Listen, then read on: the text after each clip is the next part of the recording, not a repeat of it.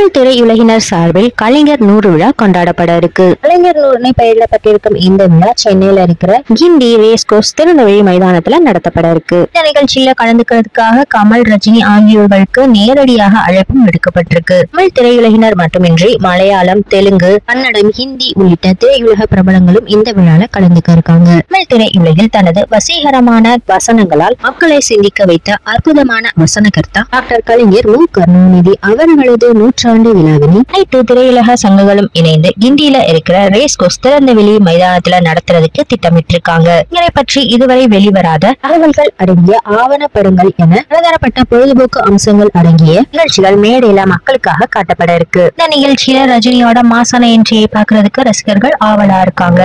ரஜினியோட என்ட்ரி மற்றும் அவரோட பேச்சு அரங்கத்தை அதிர வைக்கும் என்பதுல சந்தேகம் இல்ல. இந்த பிரம்மாண்ட விழாவிற்காக பெரிய மேடை 20,000 பேர் அமர்ந்து பார்க்கும் வகையில் தற்கொலைகள் 50க்கும் மேற்பட்ட டிஜிட்டல் திரைகள் என தயாரிப்பாளர் சங்கத்தின் மேற்பார்வையில் பெப்சி பணியாளர்கள் பணியாற்றி வராங்க.